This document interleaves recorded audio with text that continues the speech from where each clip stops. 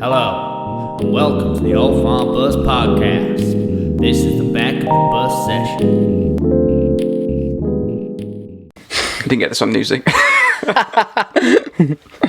Don't tell music.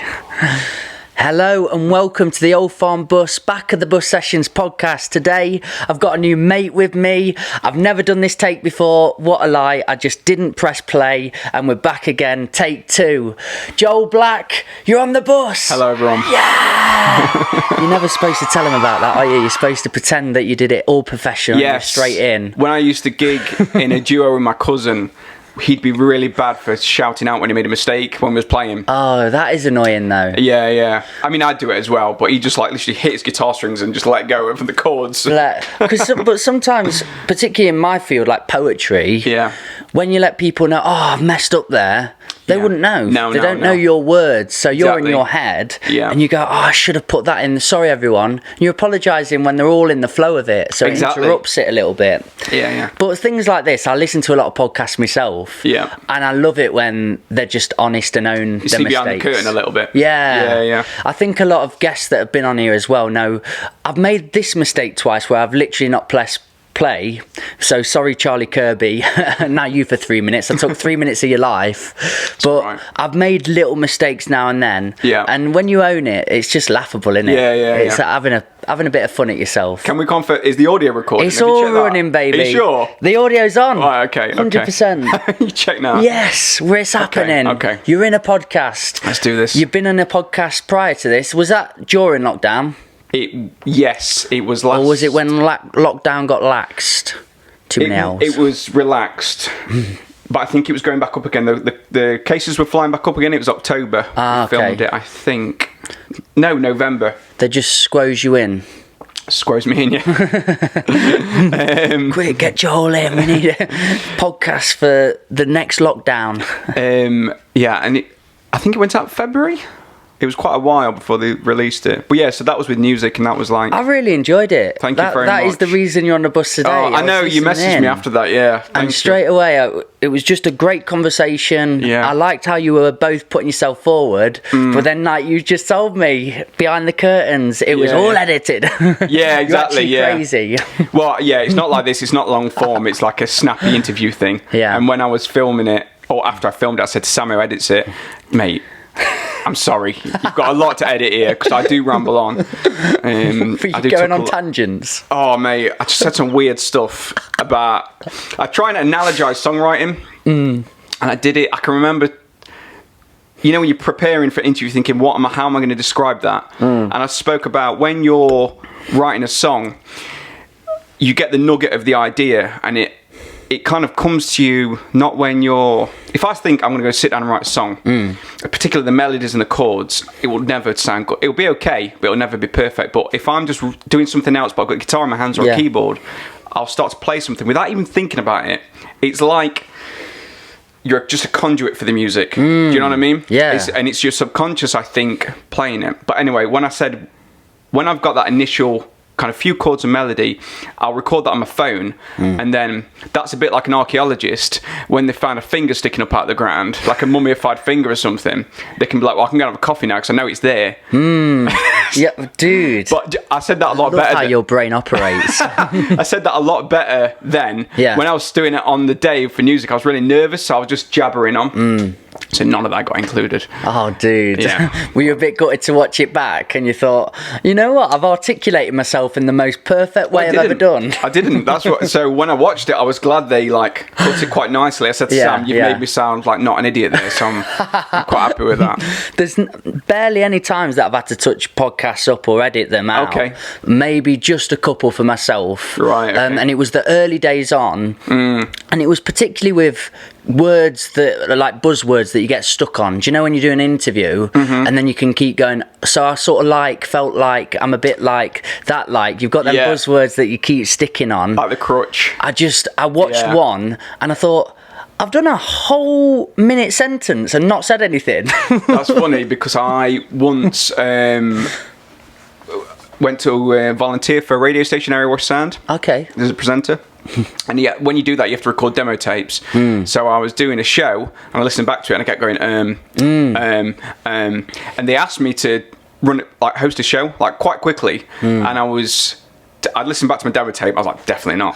I said, I can't do it. When they asked me, I got a dread in my stomach. Do you know what I mean? Anxiety. Yeah, I was like, more dread. I can't do it. And I kind of. I would really put forward to anybody, even if you don't want to be a public speaker or a performer or anything, to just do it. Record yourself talking, have a conversation, and listen to yourself back. Yeah, you'll learn a lot about yourself from it. Do you know, for interviews, for how you network, how you meet people.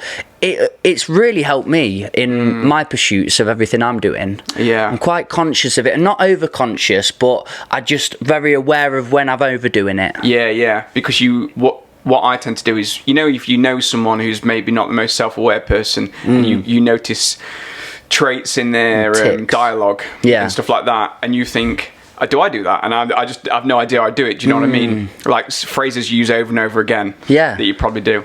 And it's not over psychoanalyzing, because I want to be present when I'm sat with people and enjoying their company. Yeah, exactly. But a lot of my friends have even said, do you know, when you use said words, have you thought of replacing them in this? And I'm not being egotistical or like, where you start speaking properly, but you can actually execute what you're trying to say a lot better, and it's more concise and to the point. Yeah. It's helped me no end, and I know I still fall into it. I've watched a few back and I go, remember that thing, Mikey? I don't know how you do that. I don't know I probably will watch this back, but I couldn't imagine like doing like an episode every week or something and watching myself talk. I hate hearing myself talk. Accustomed to it. I was the exact same. You know, quite high pitched in voice. Always called Joe Pasquale. Oh really? I don't mind Joe. He's great. I went to watch him. Chuckle Brothers were playing with him at. Just drop the pitch on Logic. That's a good idea. I don't actually think you've got high voice, by the way. We went to watch him in Derby. What is it at Christmas when they do a play? What do they call that? Panto. Yeah, pantomime. Yeah, he came on, and all my mates were just pointing at me. I don't know why me and my mates went to watch a panto. Like, Joe Pasquale. Thought, did you get pissed before you went? Yeah, what? So, that's not a bad idea, is it? You can do anything when you're pissed at your mates. It was a right laugh. We've done a lot of jokes, things pissed. Yeah. Just amplifies the experience. Yeah, definitely. I always feel like it's I always overdo it when I want to go see something I really want to remember, though. Yes. Yeah. I went to see Louis C.K. at Wembley Arena. We're the same person. You like Louis as well? And I've got a similar story to. And I got really drunk, and I was like falling asleep watching him. And it was like literally on Instagram that morning I put life goal going to watch Louis C.K. This is before we found out all the stuff he did, obviously, but yeah. Mate, I just laughing so much at that because I was in Australia living away for a bit, and me and my mate, we were working together all the time, just overworking, and it was the first night off we had, and Russell Brand was playing in Melbourne. All right, wow. And we were massive Russell Brand fans at the time, and we just went mental. We were so excited because he's like, I bagged us 2 tickets, and I was so excited for the day, and we got a box of Goon, was drinking all day, talking about this gig. What's Goon? Australians are all cheering now. Right. It's the universal, Australian drink. So it's the cheapest wine you could ever imagine. Right, okay. So backpackers just get wasted on Goon. I think it's about £6 for a big box. Yeah. And oh man, it just made you so ill, but it got you so drunk. So everybody that was on a budget would drink Goon after Goon. It's so funny. So we got a box each. Pretty much finished the box, I think, by 7, and then we're nearly late to the Russell Brand thing, so we're rushing around, getting a taxi, getting on the tubes, doing what we can in Melbourne, and then we got there. We got late, so we got in, he's already talking, 30 minutes in, spinning, I think I'm going to be sick, I fall asleep at one stage, and I just had no idea what he was on about. There's nothing worse than when you get to that point and you're like, I can't come back. Yeah. This is gonna ruin the next 8 hours of my life at least. You're like, oh no, this is an ordeal now. Yeah. Is that a Louis C.K. It is, yeah. Because it's about the weed, isn't it? Yeah, I'm the sex. I don't smoke weed, but the few times I do, I generally get to that point where I'm like, I regret doing this. This is all. I'm just like lying on the sofa. The last time I actually smoked weed, my grandparents don't watch this. I just point out, I do like maybe twice a year, if that. Anyway. My gran's found out so much about me. Mikey, I didn't know you did that. I had to learn somehow. I literally ate a pizza, chicken nuggets, chips, ice cream, and watched a 9/11 documentary, like the typical, like, cliched thing to do. Maybe It's all a con, man. It's exactly, all a con. yeah. Some conspiracy thing, but yeah. Dude, I mean, I've had fun times in my life with it. I had my late 20s is when I actually... No, not late 20s. Early 20s I got into poetry. How old are you? 27. Right. Yeah. That's not... Don't say late 20s, I'm 28. So don't say late 20s like that was a while ago. Definitely not late. So I got into poetry and creativity in general in my 20s, because before that it was all really sport obsessed. I didn't have a path though in particular. Yeah. I was just a butterfly trying things out. I got quite depressed in my life, to be honest, because I had no passion, no true path. So I went travelling then and just explored and saw things. I got into poetry from when I was in South Africa. I lost a friend to a knife crime incident. Right. To which got me into writing, and all prior to that I was told dyslexic and stupid. I got kicked out of my schools and so on. Really? Wow. So I mean, there's sort of that archetypal hero's journey through that, and I discovered a passion and self. Yeah. And I really did. But then the creativity crowd, I got back home and I'm performing, I'm going to stages, I'm really enjoying myself. One aspect that I got into was substances at some stage, and I discovered a lot, but I've realised that I'm glad that phase is over now. You know, I've got my family, I've got a daughter. It really didn't work well for my mind, and I'm not total anti-drug person. Drugs are bad, man, don't get away from it, or a drug advocate. I just think it's really what we need is honest conversations, people coming together and say, we're all an individual. If you don't have an addictive brain, maybe you can do them in certain quantities, in certain ways, and just truthful conversations, rather than we're a similar age. So what we were shown at school, you're gonna die, you're gonna die, over drink water and you drown yourself when you have a tab. Oh man, I remember all these propaganda videos, and that's it, exactly. your brain on drugs. So when I do talk about them, I'm not eggshelly, I'm just trying to be careful on how I present it, but I think the truths are always the most important. So a part of my story is substance based, and I learned so much from it, and it would be a lie if I never spoke about it. Do you know what I mean? So I don't think we should be too eggshelly when we touch on these subjects.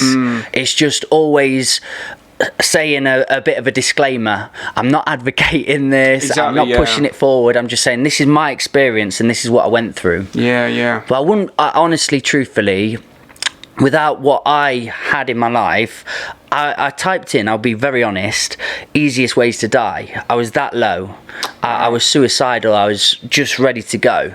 Because, like you said today, like, aren't you lucky to live here? But inside here, I just couldn't. It was a different feeling. It doesn't matter. I mean, because obviously the career I'm trying to pursue in music, how many people have got everything they ever wanted and killed themselves? So, and it's something you kind of have to... It's interesting you say you found that creative pursuit and something you're passionate about, because I kind of had a conversation with myself recently where I thought, well, even if I never make it in music, I need to have a go at it. And I need to just enjoy it and try not to compare myself to others, try not to worry about where I am. And since I've stopped doing that, opportunities have been opening up. It's quite interesting. Only small ones, but... you know, things are improving, whereas before I'd never released anything because I was just worried that I'd never make anything. Do you know what I mean? Or I thought I was above it. I thought I was above releasing music. I thought, that's, you know, I saw other people at my level that were doing it, or even slightly above me, and I thought, well, who cares about your music? Do you know what I mean? I get you, So, I've been to that position as well. 100%. And you're really brave, because you do. You have got a following. You get a lot of views. I've checked it out. Oh, thank you, mate. But you know, it's really brave to start a podcast when you know you're not a celebrity. You know, you're not going to get tens of thousands of views. You know what I mean? As soon as you put something up. So To start from nothing, it must be quite exciting, but quite nerve-wracking. It's definitely nerve-wracking, but I think I've done that soul-searching like you've done. Yeah. And answered all those questions. And music did for a long time become my job. I was making money, I was going into schools, I was performing at different places, and you're looking at the end and going, really giving me this amount of money to do that? Thank you so much. And it's a great feeling. But again, happiness didn't necessarily become at the end of it. No. I felt very vacuous in that. Yeah. And I kept chasing this cycle. And exactly what you did, I answered these questions. I went, well, what do I want then? Because I thought it was this, and I thought it was that, and I thought it was here.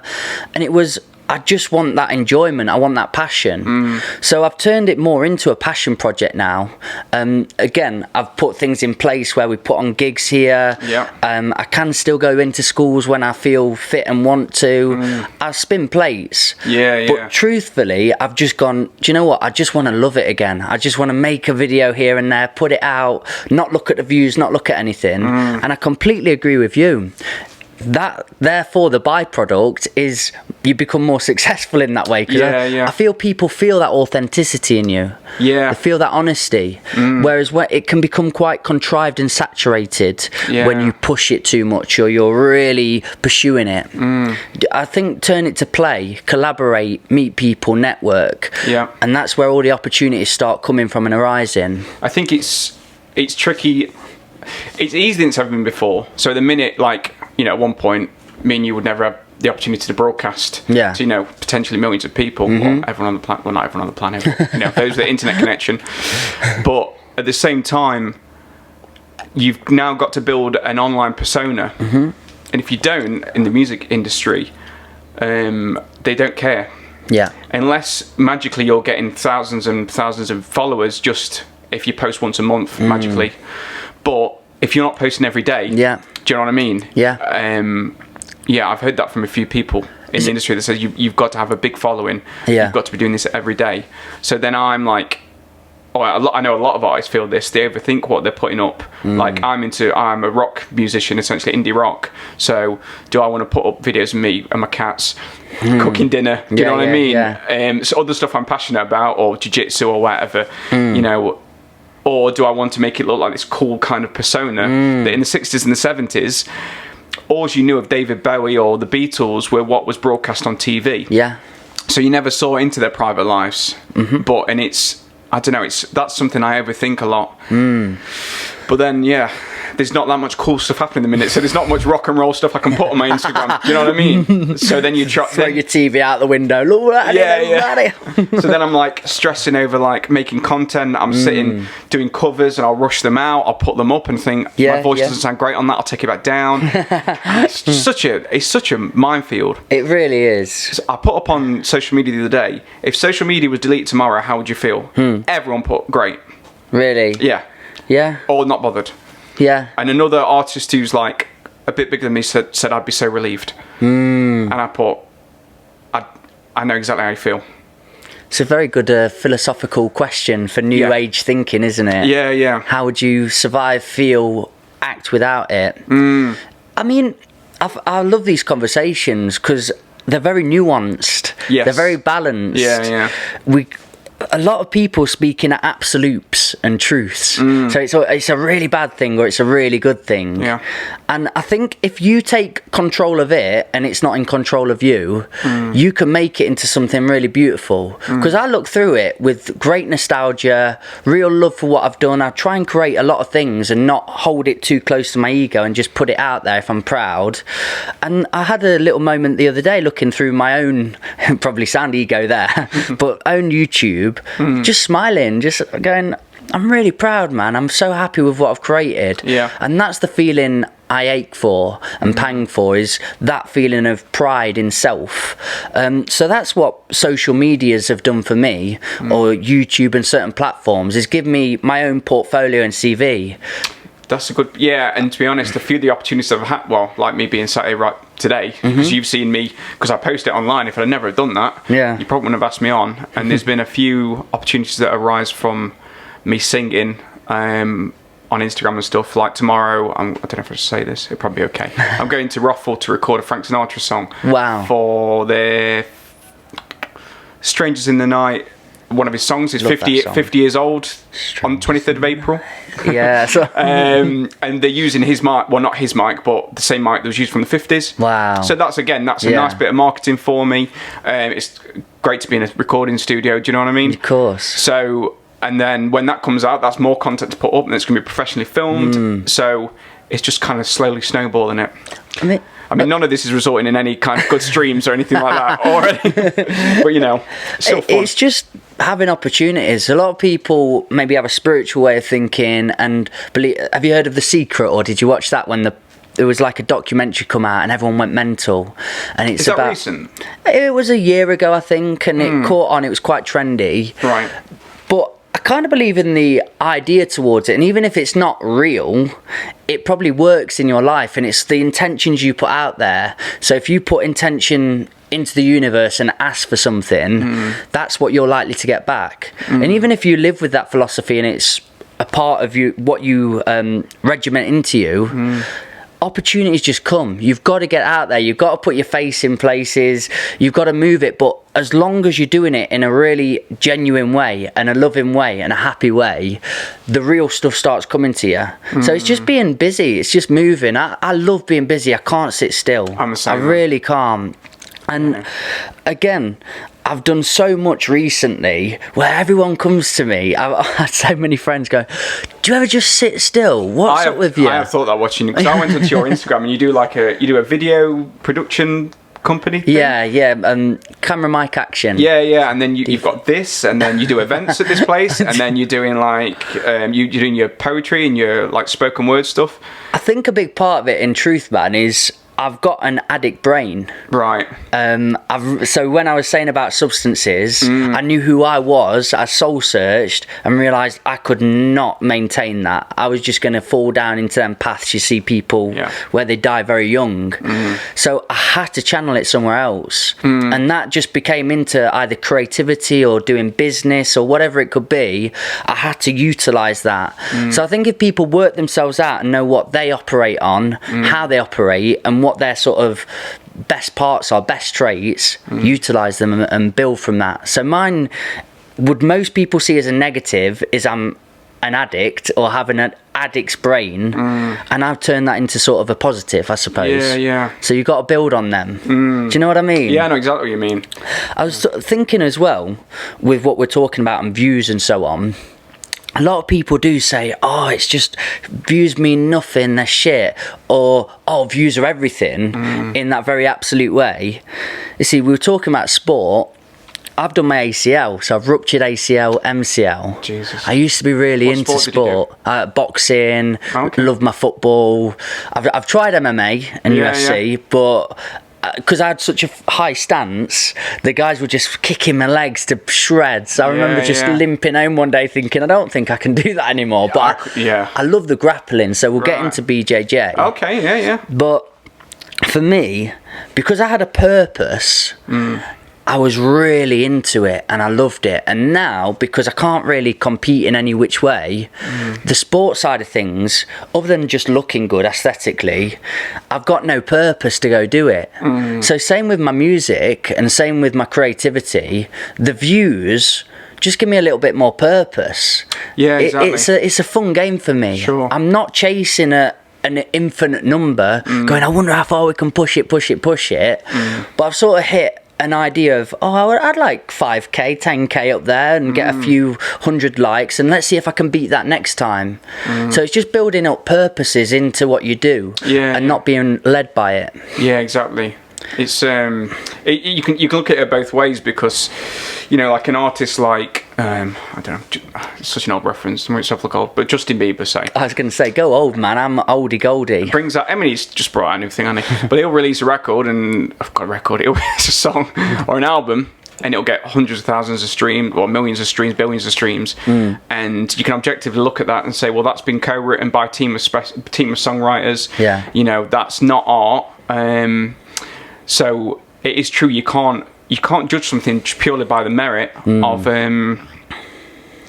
how many views or how much money it generates. Yeah. Whereas in like a songwriter like, I don't know, Noel Gallagher, who's obviously very famous and was in the biggest bands ever. Yeah. But now his solo project's not as big.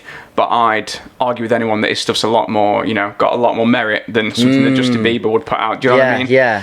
But, it is subjective, I suppose, in the end. But, Can you remember the moment where you thought, do you know what?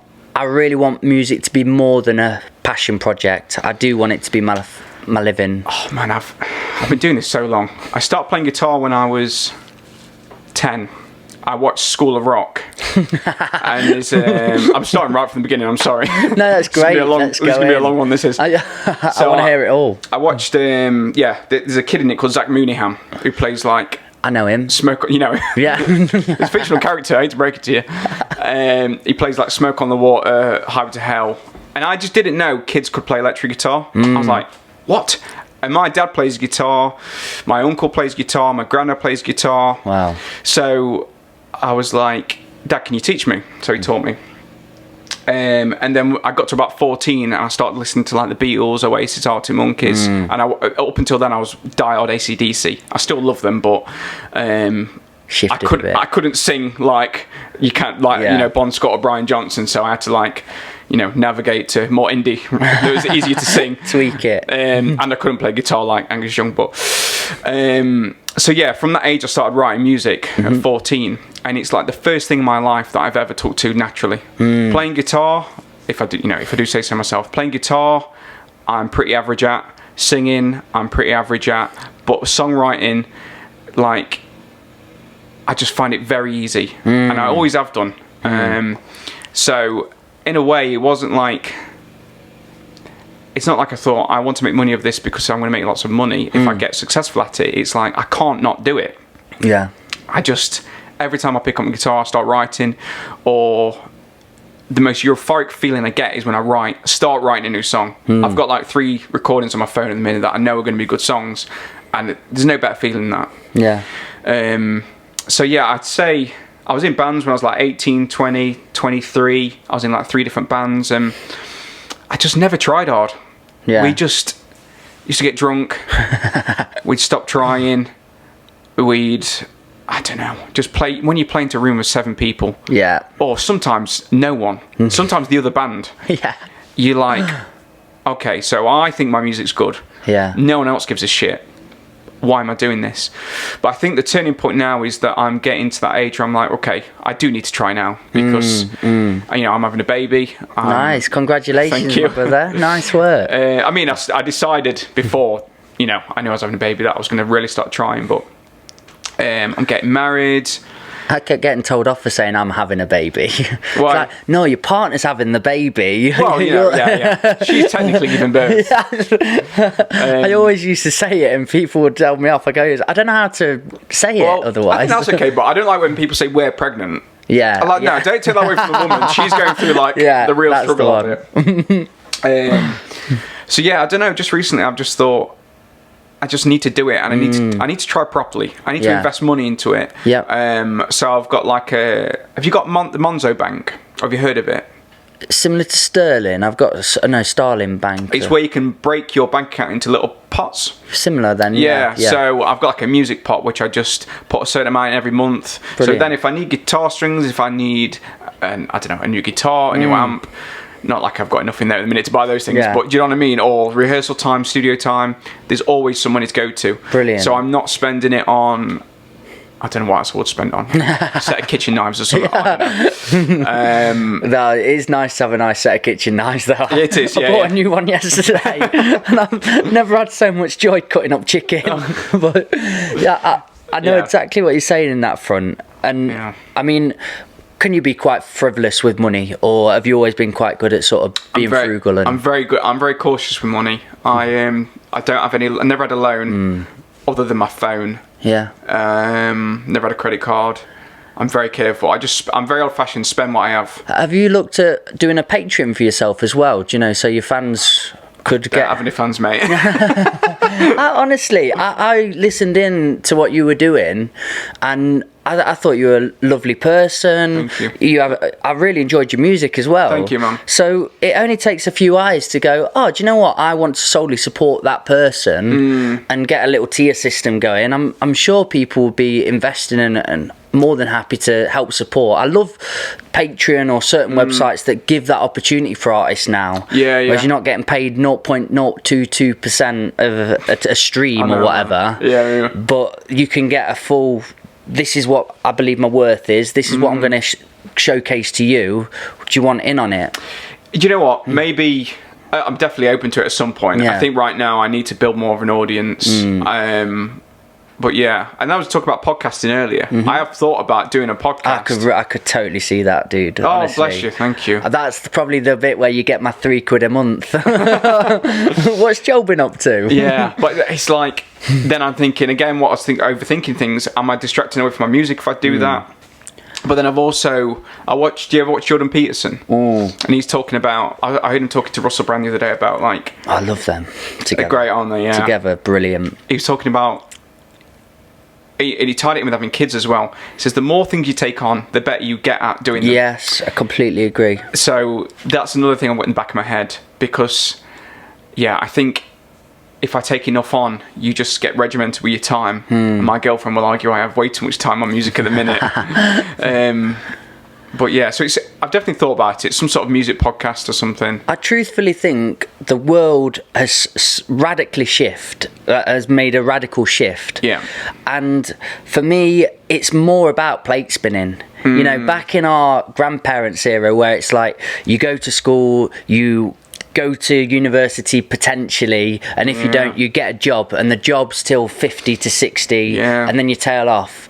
And now it's all about unlearning and relearning, and just trying everything out and spinning and networking over here and really putting all your energy there, and then tailoring back and going, I've tried that a bit over here. And I think that is the best advice you could give young people, you could give people coming up into scenes, is just be really flexible, be really willing, and just be a hard worker though.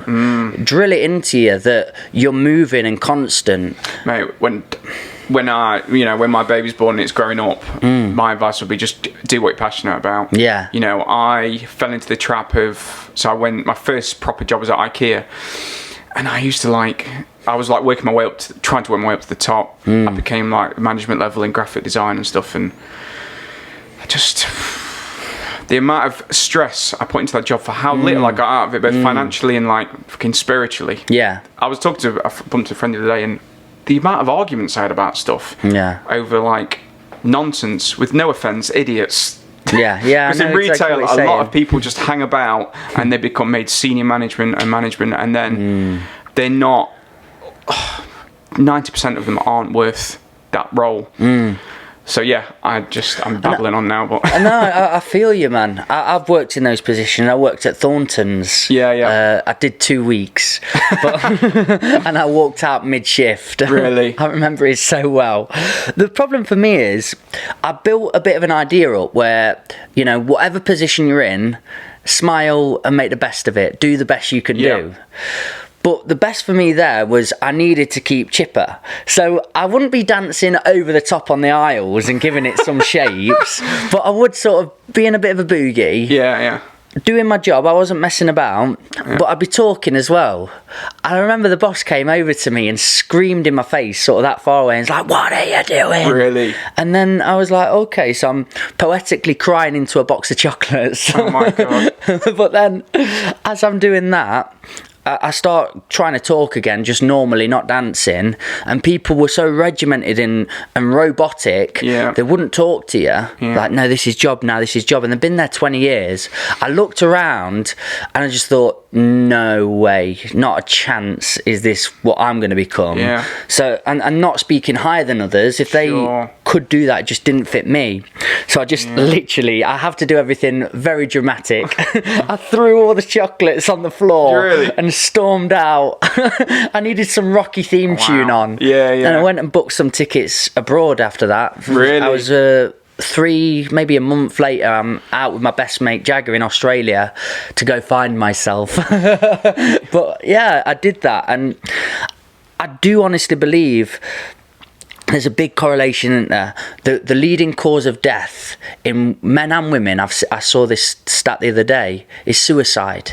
Yeah. It's not heart disease, it's not cancers. Isn't it men under 40? I think under 40, yeah. Yeah. 100%, and it's a certain age categories, but it's men and women. Yeah, I thought it was just men. Wow. But women is very high at the moment. Obviously, other issues and moments, but you've got to draw correlations. You've got to draw ideas and map it all out together. And I feel one of the ideas, I'm not saying this is the whole idea, but we've just been given purposeless jobs or purposeless tasks that you can't put purpose into, even though people will try and go, whatever you do, you need to give it your all and do it the best you can.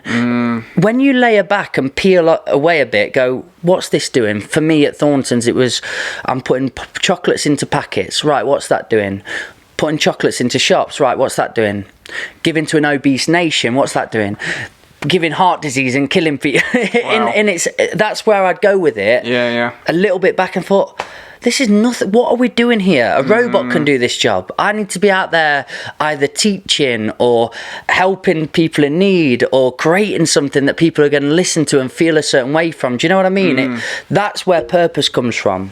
So to see people falling so heavily to a system that's built in, be a robot. I'm not being a conspiracy theorist here. I just feel there's got to be lines drawn and questions asked is what I feel. It's one of the cons of capitalism is that there's less passion. Like if focus. It's still capitalism, but say if they were, I suppose it's not, but say if there were no massive businesses and every town was independent businesses, then each of those businesses has got a passion for what they do, you hope. So they can't, it's like when I worked at IKEA, we do things like fucking anti-racist training. Yeah. Like, what do they know about racism? And what is this fucking idiot in HR going to teach me about race? Do you know what I mean? Yeah. I mean, and also, what racist is going to listen to that and think, good point, I'm not going to be racist anymore. Do you know? And just all that corporate kind of, those trainings you go through. And that's my feeling in politics. I'm not all right or all left. I'm quite central because I think there's so many good ideas that we can implement together and take away and build from, because I'm not anti-capitalist. No, same. I think there's a good structure there. I think there's stuff to learn from and take from it, but then it might just be too vast and too big to do so successful, because it is just going to the top pockets, and we need it maybe slightly more localized, so there's more passion infused. And in education, we need to focus on passions and different ideologies and ideas blossom. So, well, capitalism definitely, I think it's the best system we have so far. And even though the divide is growing between the poorest and the richest, the poorest are still coming up. I think there's a bit of a dip at the minute with COVID, obviously what the fucking Tories did with austerity and stuff, that people have to go to food banks, etc. But not like that's a small issue. But I think still it does offer the best solution, but it needs to be regulated and managed. And it's Jordan Peterson says that's the main kind of priority of the left, is to make sure these capitalist or these hierarchical systems don't tilt towards tyranny, that they're managed by the left. And the left says, we need to watch out for this, because this can become corrupt. People can become soulless. Mate, completely. I completely agree. And I'm sorry that an aeroplane's coming to attack us. Right. No idea what that big noise is. But I know who's flying. Yeah, flying high, baby. And for me, because I listened to a podcast yesterday, and when people advocate socialism or so on, there was people on this podcast that had lived in socialist countries and just put their hands in the head and just go, you don't actually know what this is leading to. Yep. You don't know what's coming out of this. Yeah. This is really dangerous. So it is the people in privilege that are demanding these certain roles and demanding certain things to be, but it's never been executed properly. It's never been deployed right because it's not set up to be. I don't think it's it's written in the stars to be successful. No. But I think there are potentially ideas that haven't been thought of yet that can implement both and implement a new way of being. I really do. Yeah, I think like the NHS is a good example. I know it's not perfect, but when, like, you always hear in England advertisements to not be obese. I mean, I could be wrong, but I don't think you'll hear that in America because it's cheaper for the government, obviously, to put out these big marketing campaigns on how to lose weight than it is to let them get fat and then for people, do you know what I mean, to profit off, you know, pills to take to lose weight or illnesses, or the illnesses that it creates. So I think because it's kind of like a public domain and it costs the government money, it doesn't make the government money, do you know what I mean? If you want to find the root of the problem, it is often follow the trail of the money. Exactly. That's where you go towards, because there's probably some incredible incentives to have a very fit nation of healthy people. But because it's quite obvious how much money they can make, they don't want to take that risk. Do you know what I mean? But we're making so many millions from this. If we do put all our eggs into fixing the nation, working on the health, working on the mentalities, will it keep feeding that pocket? And I think the problem is when you're in that position, when you make the decisions of that company. So I've worked in graphic design jobs where I've been airbrushing models and stuff, and part of you's thinking, why am I removing moles off this girl's fucking arm? Do you know what I mean? But when you're doing it, you've got a boss saying you need to look perfect. You yourself, because it's got to look perfect, you'll start perfecting things. That's really interesting. So you've done that job before? Yes, I've done. I used to work for like a tights manufacturer. So yeah, I've done everything, man. I've done. So I originally started off in sales at IKEA, and then I moved to marketing, which involved a bit of graphic design. I didn't study it, but I just learned it on the job. I'm quite technical. I can get around most software. So I learned Photoshop and Illustrator and InDesign. Oh, brilliant! And then I became, because I had decent leadership skills, they gave me graphics leader at IKEA, which meant that I did even more design, and then. Yeah, I just moved on to more design roles, and now I do a bit of design in my current role. I work for the actual, I can go on to Brazilian Jiu-Jitsu. I work for the school I go to, or the sister company of the chain of schools I go to. So it's an academy called Gracie. It's the biggest Brazilian Jiu-Jitsu chain in the world. There's like 900 schools worldwide. Wow. There's actually like 4 in Nottingham. Is this where the Gracies set this up? The family, the Gracie? One of them did. Okay. But the Gracie family are massive. Right. There's dozens, if not hundreds of them. Wow. That's what you need to understand. Like I think that I'm going to get told off by my instructor here for not knowing this, but one of the original family members, one of the first generations, had like 20 kids. So obviously from that, Gracie Barha it was started by Carlos Gracie Jr. Who's one of the Gracie families. Who are the most prolific? The most, like the best ever. Pretty arguably it's Roger Gracie or Hodger Gracie, who actually trains in London, owns a school in London. There's actually a really good video. Oh, what's that guy's name? He was a cage fighter and he used to go out with Katie Price. Oh, Alex Reed. Yeah, he went to roll with Hodger Gracie. Right. And it was just so funny, him getting annoyed at himself. Really? Because Hodger was just playing about with him, annihilating him. Like almost every black belt would do that to him. Probably a lot of, blue belts would. Yeah. If you don't train jiu-jitsu a lot. But anyway, so that's a funny video. It's very, especially if you do jiu-jitsu. I watched that, yeah. Yeah. But, I've seen a lot of Brazilian jiu-jitsus where they've been just slapping them on the head because people, mainly internet trolls, come and challenge them. Yeah. And they think it's not a proper sport or whatever. And then you just see them in 3 minutes go, no, stop. I really enjoy it. I watch them videos so much. Yeah, it's a very interesting sport. I started doing it because I had a conversation with my cousin, and he's got my cousin Lee, and he doesn't know this, but I mean, he knows he had this conversation, but he doesn't know why I started training jiu-jitsu. But his son was either in an altercation with another son at school, and he told me he went to this kid's house and confronted his dad. Not in an aggressive way, but even to do that, I thought, gee, if I have kids, will I be able to do that? Yeah. Will I have the confidence to go and confront someone if there's a potential for violence there? Which there wasn't at all. But there's always that underlying thing with men, isn't there? When you confront another man, there's, that's always underlying somewhere. Protecting your tribe. Exactly. So I thought, right, I need to learn to fight. And also for vanity as well, because I like cooking and I like drinking. Yeah. So I put on weight quite easily. Nice. So I thought I need something that I enjoy. So I was going to do boxing, but the thought of getting punched in the head just really upset me. Yeah. And I was listening to Joe Rogan at the time and Russell Brand. Joe Rogan is and was a black belt, and Russell Brand was like a white belt. He just started.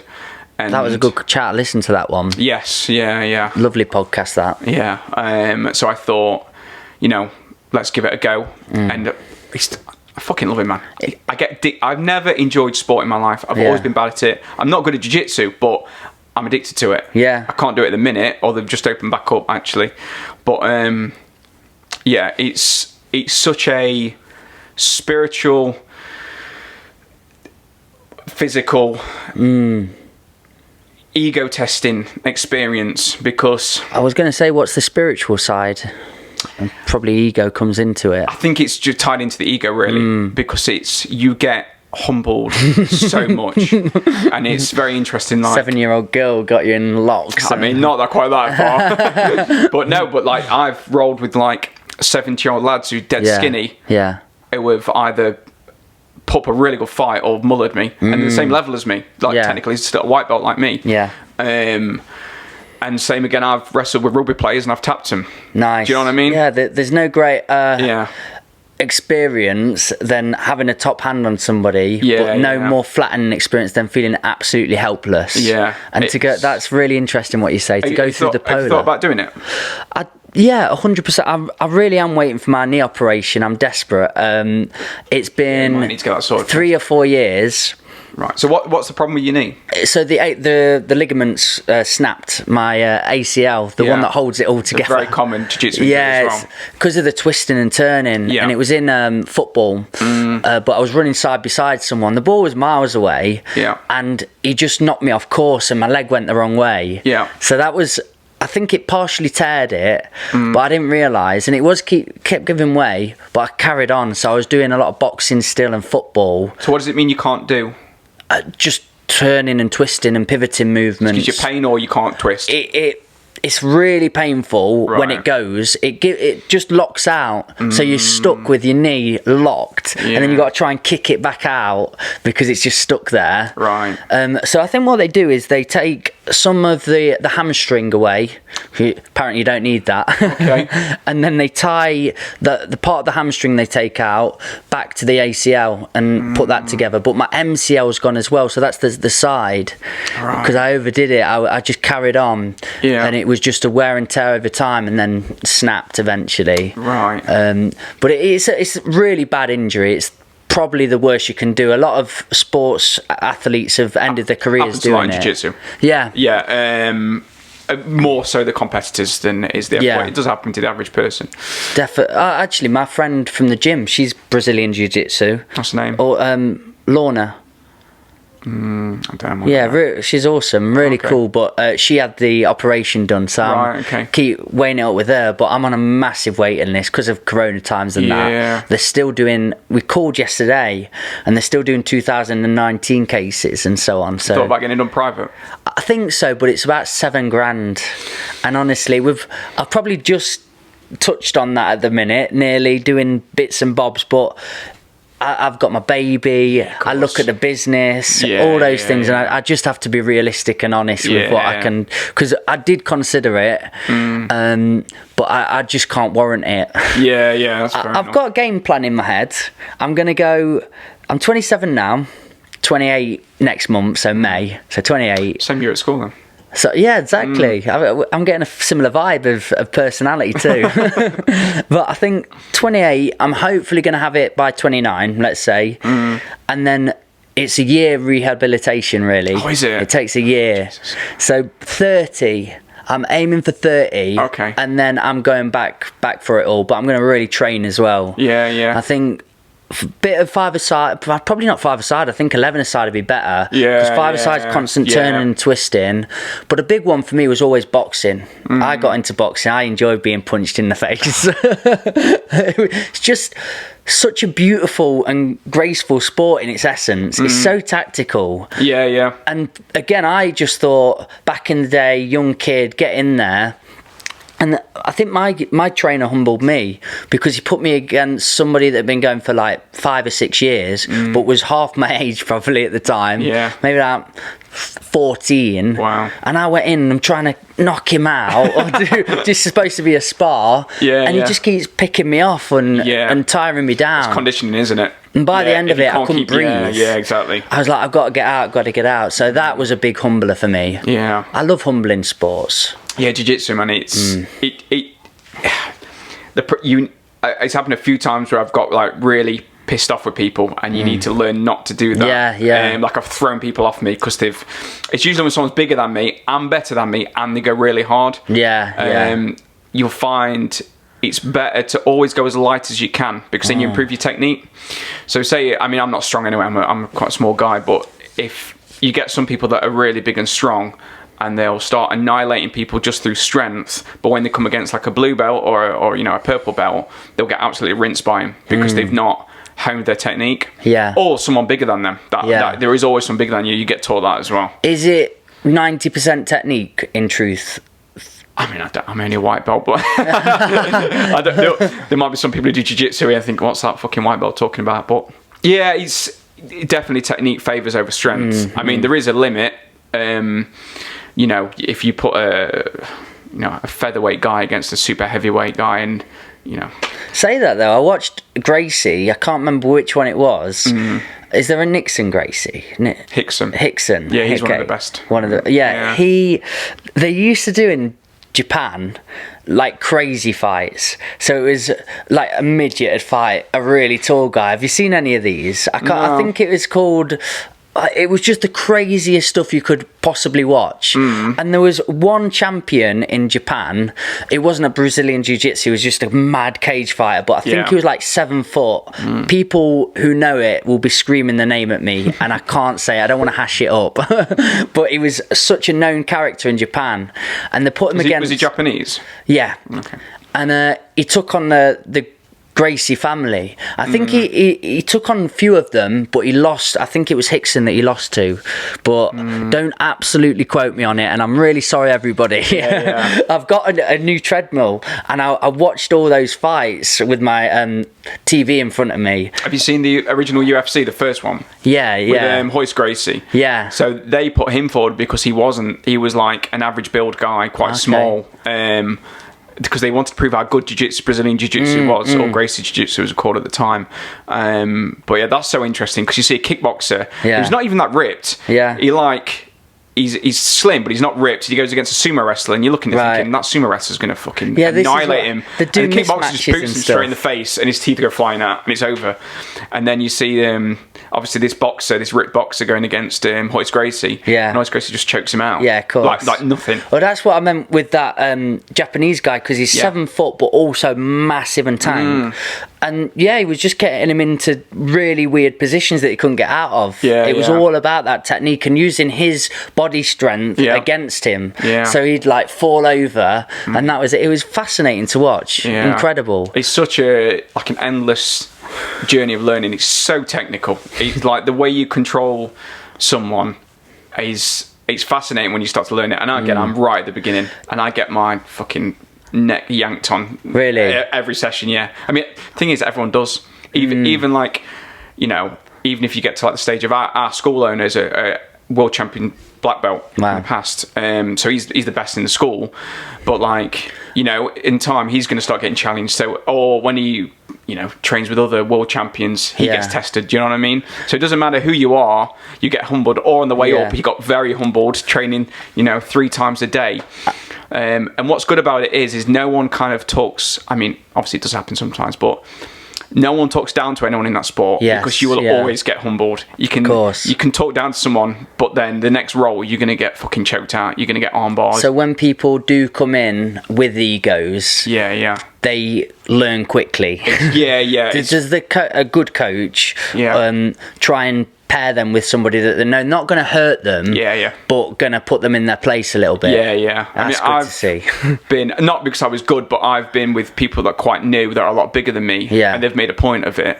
Yes. And obviously I've just triangled them, and do you know what I mean? Yeah. But it happens both ways. There's always someone bigger than you. There's always someone better than you. The beautiful thing with it is as well, you're always learning in that sport. Yeah. When I was playing football or so on, you can get to a bit of a level where you know your position, you know what you do. I'm a bit of a pass it and knock it fella. I did plateau. I just enjoyed football for that. Yeah. But where I'm in boxing or MMA, when I tried that out, and certain sports, I love the technical side, because I'm always progressing, always thinking. I'm at home, and say if I'm doing something of a non-job, or I'm digging, or I'm working on with the horses, I'll be in the stable and I'm really thinking about how I can do it. Your body tense while you're doing it. Yeah. I find that when I'm going to sleep and I'm thinking about jiu-jitsu, I'll like tense my body up, like thinking about like positions and stuff. I'll go to sleep. It's when I'm still, because I can't do the sport anymore, but I watch boxing fights, I watch MMA all the time, and I'm moving in bed. And the problem for Chrissy, my partner, is the fights are always in America, and it's about 5 a.m, and she's like, will you just stop, be still? When you get out of bed. I know. Too cozy in there as well. Apart from the last fight that was on, it was Francis Ingano. I don't know if you watched that one, or MMA. I don't watch any MMA. Well, it's one of the most inspiring sports stories I've ever heard. He was on a Joe Rogan. Okay. I would say watch that podcast. Okay. It's such a good podcast. He's so an incredible person. So he was in, I don't think it's Cameroon, and he tried 19 times to immigrate, and every time he got sent back over the Sahara Desert, which they do to everybody else that would. It's basically sending them to a death sentence. Okay. But he knew in his heart he wanted to be a professional boxer originally, so he was going to make it. So he just kept doing it and coming. It took him, I can't remember how many attempts to get immigration, but he did, and he managed to get to Spain and then to France, and he lived homeless for 3 years, till somebody picked him up and goes, I know you want to do boxing, but have you looked at MMA? So they started teaching him MMA because he's such a big, strong physique. Yeah. And he's unstoppable. He's the world champion now. Okay. And he just knocked out a guy, Stipe, in his last fight. And it was incredible. So I watched that at 5 a.m, and I was buzzing. I just couldn't sleep. And I went on my treadmill, and I was just walking going, you know what? Screw me, fuck it. Oh, really? I'm going on. Oh, I'm going to do something with my life. Yeah, it catches me. I do need to watch some UFC. I'm really into it. Yeah, because I used to like football until I was about 9. Used to be obsessed with it, but I was awful at it. Yeah. I'm just not good at sports. I just don't have the coordination for it. The only Natural sport, ability. With it. The only sport I've been ever decent at is archery, which I did once. Yeah. And jiu-jitsu. But that's only because I train a lot. How does it feel then to have a lifetime of not being good at sport in general, and then you found one that you've fallen to and gone, oh bloody hell, I seem to really have fallen to this? I don't know, it just feels, again, it feels like I belong at that club. Yeah. Do you know what I mean? Like, even though I'm not particularly good, even though I'm not particularly fit, but I don't know, I feel like a sense of belonging there. I think that's why a lot of people join martial arts. I hear on Rogan's podcast, when you're a Gracie black belt, you're a legit black belt, because he says there's sometimes clubs and places that give out black belts in the sensei. Is it a sensei? No, they're called professors. Oh, the professor. Yeah. But he said there's a lot of non-legit professors that will just give out black belts. Yeah. But if you're a Gracie black belt, you're quite legit. Well, I don't think Joe Rogan's particularly great at jiu-jitsu, to be honest, for a black belt. Really? Yeah, I mean, you know, there's different levels to it. I'm sure he's not bad, you know. But like someone like my teacher, who's like a world champion, or was a world champion. Yeah. there's just so many different levels to it. So to say you don't have to be a Gracie to give out a black belt, there's like black belts in my club that are amazing that aren't Gracies, that are English. Right, okay. Do you know what I mean? I know so little about it, so it's coming into a new world. I know what he's saying. Like, there are particular legacies, like my professor's kind of instructor, Carlos Gracie Jr. There's a lot of, there's an important legacy there that goes right from the origins of it straight down to him. Do you know what I mean? But yeah, there are some charlatans out there as well. Have you been injured doing it before? Have you been flipped around or thrown? And would you like to compete in it? I have competed. Oh, wow, okay. Yeah, I lost both my fights to points. One guy, so you can do, depends on what competition it is. I bought into the absolute. That's when I'm guessing it's an absolute weight category. Yeah, so I went against someone who was probably about, I'd say at least 18 stone. And I was better than him. I had him in a triangle for about a minute and a half. I'm guessing you know what triangle is, watching MMA. Yeah. But it's really hard to triangle big guys. And my legs just gave out and they just broke apart like that, and he passed my guard. Oh, dude. So that got him 2 points. Right. And then I got my guard back again. I tried to get in, an omoplata, but I just couldn't do it. And then he passed again, and then I got him back in my guard.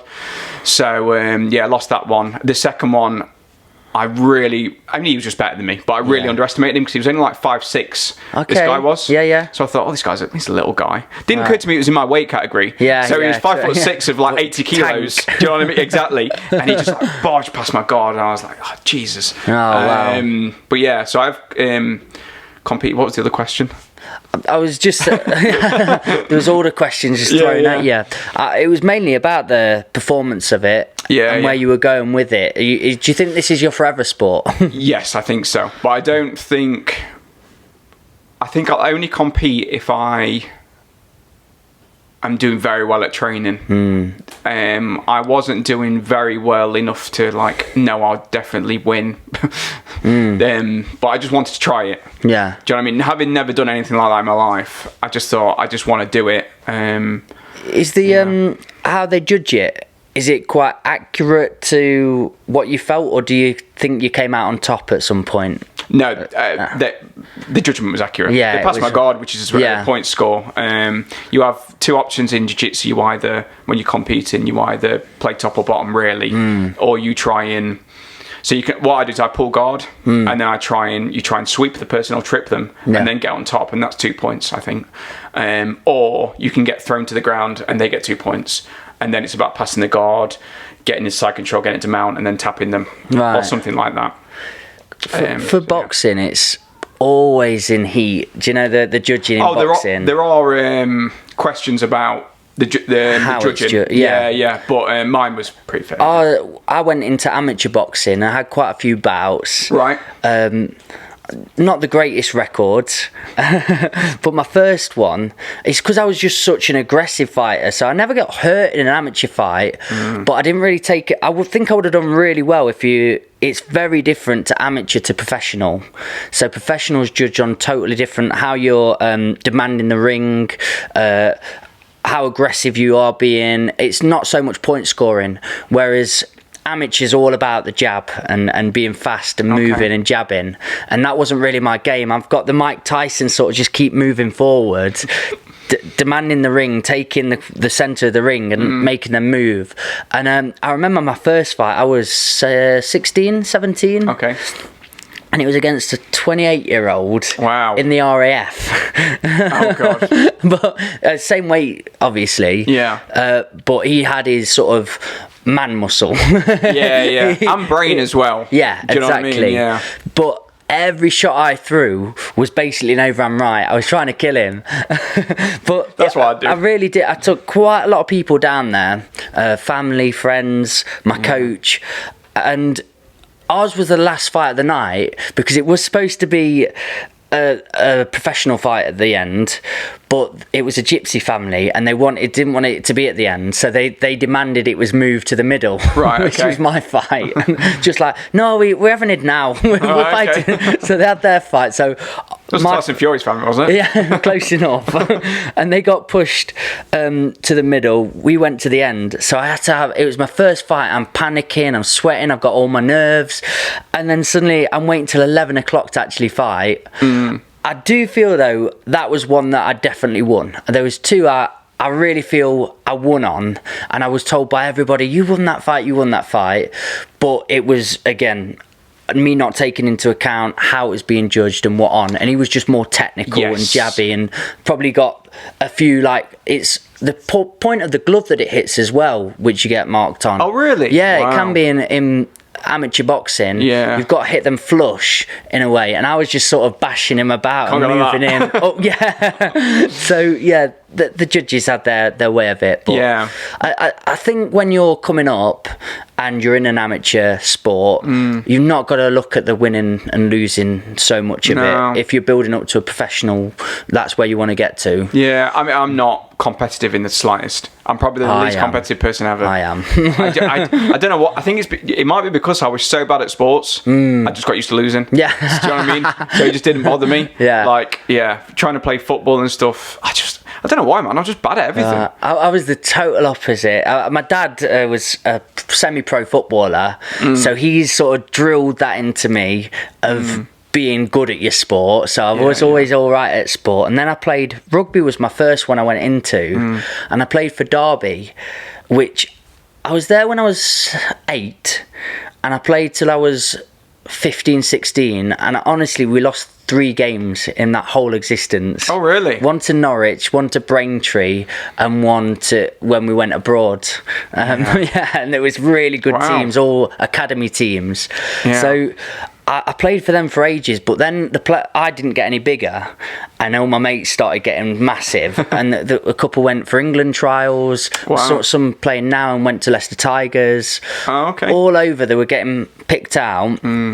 And everyone wanted to be at Derby, so it had an A, B, C and a D team. Right. And I remember when I got moved from the A's to the B's, and I've never been so broken in my life. So going from a team that won every game they'd ever played, bar 3, to a team that was sort of winning 1, losing 1, really took. I couldn't really stand it. I didn't have that capacity, because as a kid, I'd only know win. Yeah, sports such a difficult thing to get into, and I mean, I suppose it's the same as music, really, or any art, but there's such a short shelf life as well. Whereas in music or comedy or art, you can kind of keep going completely. But sport, after 30, 31, 32, 35, body only wants to go so amount, doesn't it? Exactly. Yeah, you can't really keep doing it professionally. There's a few sports you can. It's why I'm glad, like yourself, I'm a passionate person, and I want to try and everything a go, because I have got my writing, and when I've gone into sport and really done it for a bit, I can come away and I can overdo things. So I go, I've got my writing to look at now, and it mixes it and moves it about a little bit. The good thing with writing, though, like you say, when I'm 60, 70, 80, hopefully my mind's still about me and I can keep going for it. So yeah, exactly. Yeah, it's because I remember my dad had put all his eggs into football. People talk about him around town here, like, your dad Dave, such a good footballer. I met Kenny Burns once, who played for Forest in Scotland. He played international, and I said, when we met him, he goes, your dad was Dave because you look just like him. Oh, really? He's the best right back I've ever played with. Nice. Yeah, it's really sweet. Bloody hell. But I built up that ego about family are a big sports people, I need to be a good sport person, and I think that could be quite crippling for you. I don't know. Whatever I did, my mum and dad was just like, yeah, go on then. Yeah, do you know what I mean? It. Yeah, like they're not pushy. I mean, obviously I'm grown up now, but yeah, they're not pushy, but they're very supportive. Like when you asked me to say 5 things, I don't know if that's behind the curtain, I should say this. That's it. Let it out, baby. Say five things that I'd done, or 5 things that was interesting, or whatever. I don't remember what I was, but I said 5 things you. yeah. So I said I auditioned for Britain's Got Talent when I was 16. that was the thing. My dad was like, "You should do that." Yeah. And he just kind of took me and drove me down there. Nice. That was such a. Oh, that was. I mean, I'm glad. Yeah, I think I'm glad I didn't get through, and I'm not surprised I didn't either. I went on as a songwriter. I couldn't really sing that well, so they must have been like, "It's okay, so we're gonna listen to this average song sung by a 16-year-old kid who can't really sing that well." But yeah, that was pretty strange. What was that experience like in general? Like, was it very contrived? Because it feels it when you watch it. It's quite interesting. So that initial stage, I think it was done at Birmingham NEC Arena. Maybe, but not in the arena. Obviously, it was just in a little production off, like, side rooms. Yeah. But you know when you're looking on the TV and it's the judging. Obviously, you look at the judging stage. Yeah. All those panning in the crowds and stuff. That's all done in the first stage. Yeah. Because there's not that many people who go to the judges' part. So we were sat in the audience, and there'd be like a producer or a hype man or whatever you call them, saying, "Right, guys, we're going to think about this is the best opportunity of your life. We want you to be really happy, really up." So they'd make everyone go like, "Yeah," and then they'd pan a camera and say, "No, guys, this is a really big opportunity in life. You've got to think really deeply about how difficult this is and what this means to you." So everyone, you have to sit there like this. Oh my God. So when they played the sad music in production, it all match up. So that was such a weird... And I was just getting that B-roll footage. Exactly, and I was sat there like... Be sad. What the fucking hell is this? Oh, and you know today when they say, like, "Today we're in Birmingham," and the crowd's going like that, it's... Same crowd every time. Yeah. But, yeah, it was... interesting. There was a guy. The one thing I can remember is a guy stood up in the middle of the crowd with an Elvis costume on, like dancing by himself. I feel like I've seen him. Exactly. When I've watched it. Exactly. It's in my head. That's exactly what I thought. I thought there's always a guy like this. Yeah. But yeah. And then another thing I messaged you about was I had to audition for The Voice over this lockdown, which was strange. I got a message on Instagram saying, "I'm an ITV TV researcher. Would you be interested in auditioning for The Voice?" I was like, "Are you sure?" I was like, because I mean I can sing, but the people who go on The Voice are like pop, polished, really powerful voices, and I'm more of kind of an indie kind of rock kind of not that good. You got to change that stance on yourself with that. Definitely. Sell yourself better. But yeah, so they said, "Yeah, we're after more indie rock and rappers and all sorts of different people this time." I was like, "All right, fuck it." She said, "It's over Zoom." And do you know what I said? If I had to leave my house, I probably wouldn't have done it. But I got through the first stage, which was me just singing to a girl. It was quite weird actually. She was like my age, and it was quite normal. Yeah. It was in her house. Obviously, she was just doing it over Zoom. And then I got through the first stage, and then I didn't hear anything back. And I was just still queuing in Morrison's, and I got a phone call saying, "Are you ready for your audition next Tuesday? Your second audition next Tuesday?" I was like, "Oh, fucking hell, I didn't realise I got through." Wow. And I was like, "Yeah." I was like, "Oh, mega, yeah, sure." The second one was a bit weirder. It was kind of like, there was like a producer again saying, I can't do a Scottish accent, but it was like, "Joe, this is..." Mate, I was loving it. It was like, are you excited for this, Joe? It's going to be like really great and that. And I was like, yeah, because I'm not.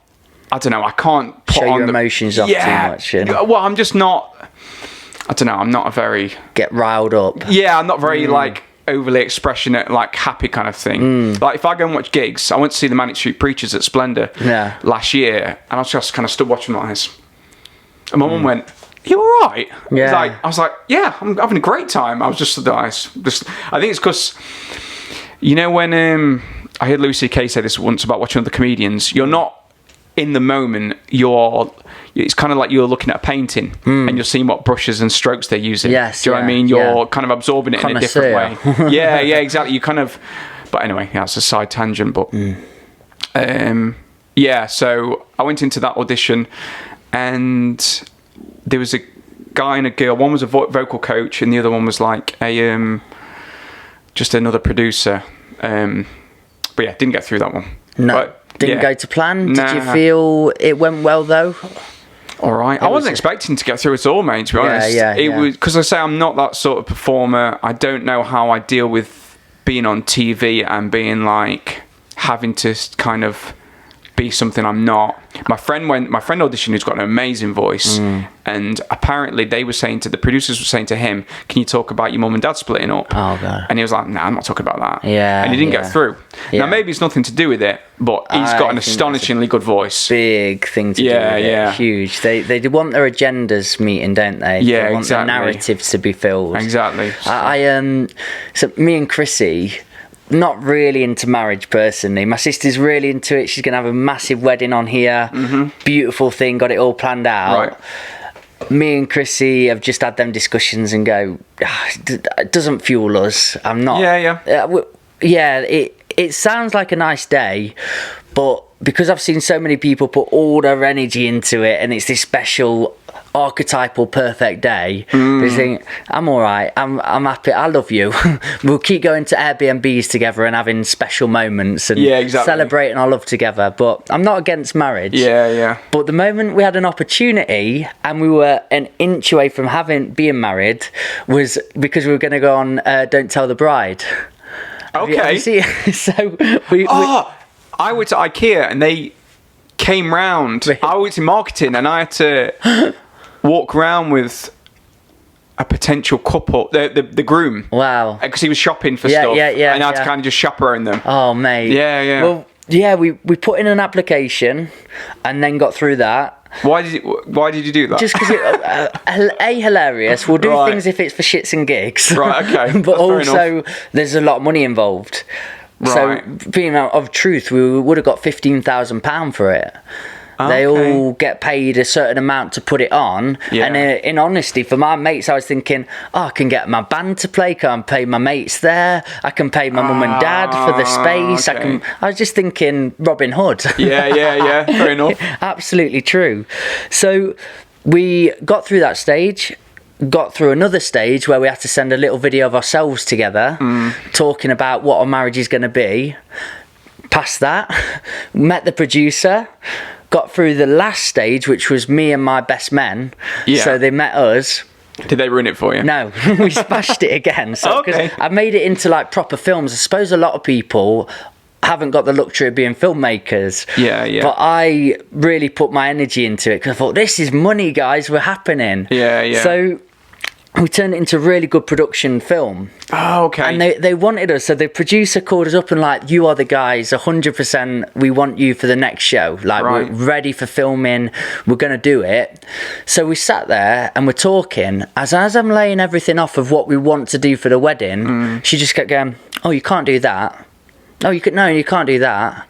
What sort of things? Well, this is our wedding. It would be having it on this farm or doing it in certain locations and all that, where the money could be going into that pocket, this pocket. Okay. So the money was there, but also it's little things like I kept saying wacky stuff, going, so the animals are going to be wearing people clothes and getting all dressed up smart, and the people can be wearing animal clothes. I don't mind. It can be madness for us. Yeah. And she's going, oh, can you go wackier? Can you go weirder? Can you go wilder? I thought, you're speaking languages I don't know, lady. I thought you was going to get reined in for saying stuff like that. She was just going, go further, go wilder. So I was trying, and then as I realised she keeps taking all these things off of us that we can't do, and any ideas she's going to butcher it into something she wants to hear. I just thought, this is weird. I'm not comfortable here. So straight up, like, I just said, do you know what? I know we've been through all this process, but we don't really want it in.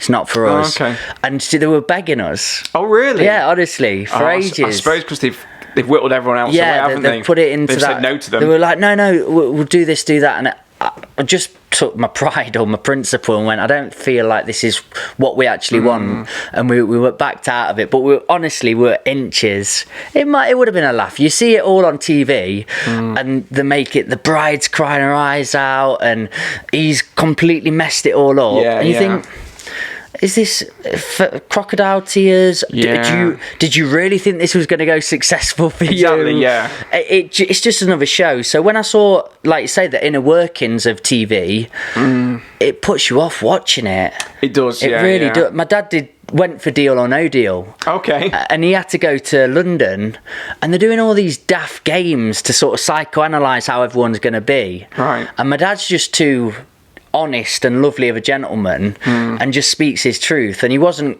again, crazy enough or enough of what they wanted. And when he was telling me all about his experience there, I thought, oh, that's why everyone's the way they are on that show. And way, yeah, and they're all holding hands and stuff. Ha. You just think, I would totally be the person. I would totally be the person. I'm not holding anyone's hands. It makes me feel a bit sick. Yeah, it really does. So, TV in general, I backed off from. I watch films now and then. I listen to podcasts, but I can't be watching a bit of Tipping Point now and then.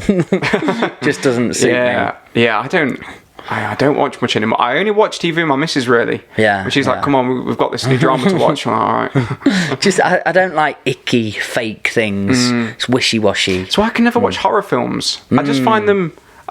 I know it's fake, do you know what I mean? Yeah. That stuff doesn't scare me. It just doesn't interest me. I like... psychedelic or psychological psychedelic. Yes. I like psychedelic. Yeah. Psychological. Yeah, so I like the Saw films. Yeah, which that's a good one. I know a lot of people. I watched like all 8 of them, which or something, or how many there was. Bits of genius in there, isn't there? Yeah, and like Fight Club's my favourite film because it's such. I can remember watching that when I was 17, and I was like, dude, anything with a spin to it. It ruined my brain watching that. I was like, oh my god.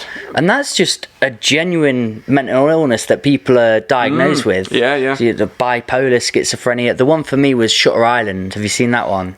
I don't think so. Leonardo Dicaprio and his on maybe an I island. have actually. Yes, I think I have. But again, when people can perfectly portray such a role with such depth towards it, I'm all in. Truman Show. That was cool. Yeah. Genius. Good film. They've taken actual problems humans have and turned it into entertainment. Yeah. I'm in. Yeah. 1408. Have you seen that film? No. I won't just start listing off loads of films you haven't seen. Do you know what? I'm kind of not a big film person. I either like really, really good films, like Goodfellas, Fight Club. Yeah, prolific films. Or I'm like Kevin Hart movies when I've got a hangover. Or Simpsons movie. Or... Oh, dude. The problem with me is when I've enjoyed a film so much, I just recycle them all the time. Yeah. And like we said with podcasts, I've got the best intention of, I'm going to listen to somebody new today, some new information. Yeah. And then the 10 things that I always watch come up and I go, South Park, Family Guy, Bob's Burgers, Shrek movie. Yeah. Shrek. It's because I got my baby. So fair enough. Got to teach him early, ain't you? Yeah. Shrek's the film. How old's your baby? 6 months now. Oh, is that? Oh God. 6. It's gone fast, hasn't it? Wow. So is that your first? Yeah, that's right. Yeah. Okay. But it's the beautiful stage now where things are happening. She's reacting to certain stuff. Wow. It's powerful now. Yeah. Wow. Is this going to be your first coming up? Yeah. Really? Yeah. How are you feeling? I'm excited now. At first, we weren't planning on it yet. So I was a bit like, oh Jesus. I was like, am I ready for this kind of thing? Are we ready for this? I think we both felt like that at first. But now I'm just all in. And I'm not, being a dad isn't something I fear. I think I'll be good at it. But the only fear is how much of my life it takes up. But at the same time, I want to be there as much as possible. I don't want to kind of be mum's assistant. Do you know what I mean? I want to be a proper part of it. I want to get into it. Well, we'll get you back on as well, so we can do a dad's podcast, can't we? How are you feeling now, and then the aftermath? That's what that podcast was telling you about, Lockdown Parenting Hell. Right. It's a bit of a kind of a goofy podcast, but it's very funny, and you'll probably resonate with a lot having a 6-month-year-old about getting up early and stuff. And I'd recommend that for a listen. Oh, I'll give that. I love listening to parenting stories now. So all the time. I do. I always have done. I'm not even a parent, but and there's a lot of good people on it, a lot of good comedians on it as well. So there's something you can choose if you don't want to start off on a random person. Do you know what I mean? You don't know. If I'm going to go to a new podcast, it's going to be either parent-based, but it's got to be comedy-infused. There's got to be laughter in it. Yeah. I've tried with parenting ones. Yeah. And it's just so rigid and structured, and it's really serious. I think I just want to make it into a beautiful laugh. Yeah. The best advice I ever got going into being a parent was don't take any advice. And that sounds awful advice in its essence. Yeah. But what he was saying to me was just make it your own experience. Right. People will try and build it into a look for you, or going from their experience. But he was just said, when I became a dad, everything I was told was completely false. It just didn't fall for what actually I needed at the time or what happened for me. I thought it was great, really good advice. And that's what I've really tried to implement. Try and work off instincts. Yeah, completely. Turn it into your own experience. Yeah. Well, mate, with all that, I have been reminded I've got to be a dad in a minute. Oh, have you? I've got to play dad. We've been doing this for nearly 2 hours. Jesus. We've gone in, mate. Have you got stuff to do today? I've booked it off work today. Oh, bless you. Yeah, so I'm going to practice my song for tomorrow. Fantastic. Chill out, really. So I might go for a pint, you know. Yeah? I've not been for one yet. Oh, beautiful. And didn't go last night? No, You let everybody else, let them test the waters. Yeah. And then you can go and see the aftermath of that too. Yeah. My missus is at work as well, so I can have one by myself. Oh, bless you. I like going for my own little date days. Yeah. It's great. I went the other day, the pub at the top of town, they've made really nice, I don't know where he's got all his money from, but beautiful little setting.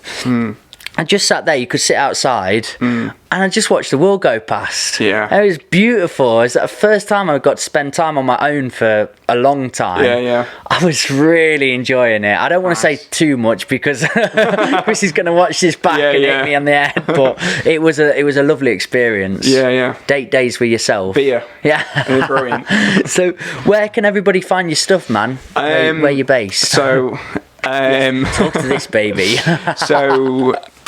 Instagram, Joel Black Music. Facebook, Joel Black Music. YouTube, Joel Black Music. I should have just said Joel Black Music. Joel Black Music. And then listed those 3 point, things. Innit? I've got a website actually, joelblack.co.uk. Did you make the website or? I use Wix, yeah. Yeah, wicked. Yeah. I don't go on it much. You're There's nothing quite to tech update savvy them. then. You know how to. Yeah, I'm a bit of a jack of all trades. I can do a bit of everything. Spinning them plates, brother. Yeah, I like a bit of videography, basic, like filming myself, editing it and stuff. But yeah, so I put those skills to use when I'm doing these things. And Spotify, yeah, I don't want to say really, if you've listened to this and think you'd like to hear this crooning in some sort of indie rock, then go and give me a listen. Honestly, guys. It's very worth a listen. I've been listening. Thank you very much. I really appreciate you. Thank you for being here, brother. Thank you for having me. It's been good, hasn't it? I've really enjoyed this. Definitely, man. Guys, you've been a part of the Old Farm Bus Back of the Bus Sessions podcast. Last thing I'm going to leave you on, remember what we say. Be nice to one another, you beautiful buggers. See you later. Got to. Goodbye, everyone. Cheers, Joel. Cheers, man.